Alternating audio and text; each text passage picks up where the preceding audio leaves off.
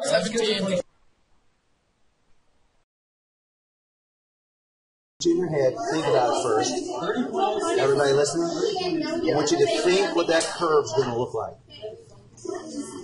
Knowing that we're going to have time on the bottom, and we're going to measure the temperature on the y-axis. I want you to think about it. What's that going to look like? And I want you to make a prediction. Just looking at that data, I want you to make a prediction what that would look like. You want us to just draw it down here? You draw the prediction. Everybody else do it too. So here's a really quick recording of what a temperature versus time graph would look like for the heating of ice.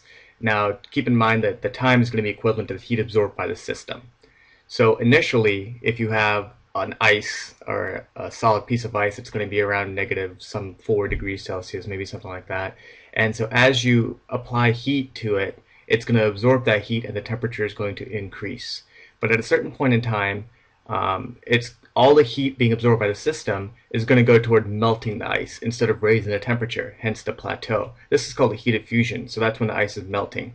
And then once all the ice is converted into water, the water will once again begin to absorb heat and also increase temperature. Now at a certain point, usually around 100 degrees Celsius, all this heat that's being put into the system will then be required to take the liquid water and turn it into a gas. So the temperature won't increase, but heat will still be absorbed, and all this heat, called heat of vaporization, will go toward boiling that water. And then once the water turns into a gas, the gas will also continue to increase in temperature until a certain point, as long as you apply heat.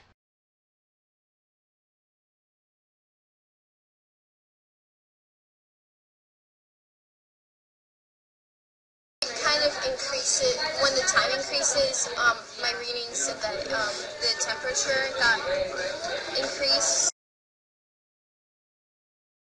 It would be like a bigger jump, and then it started easing down. Okay. Yeah.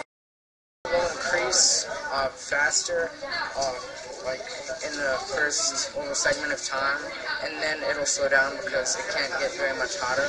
So it'll go up steeply, then decrease, and then flatline about boiling.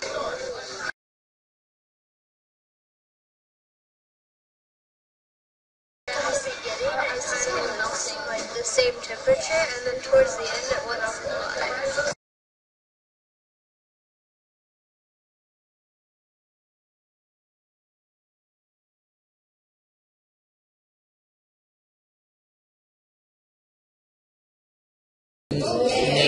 Yeah, so you might have one. Just record the data. It was negative 13. It was negative 13. Well, you have negative 12. It was supposed to be negative 13. Which one took less time? So.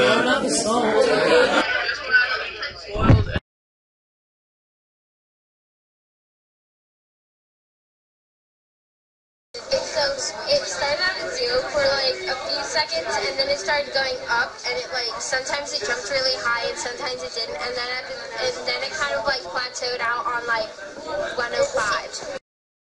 It went up pretty fast, and then it kind of like it slowed down in like the 60s and the 70s, and then it started going up faster, and then it kind of got slow again. So. Yeah, it did show a lot of it because the numbers are a little more difficult to look at. Yeah, it helped us compare the data more because it's harder just to look at numbers and like try to compare them.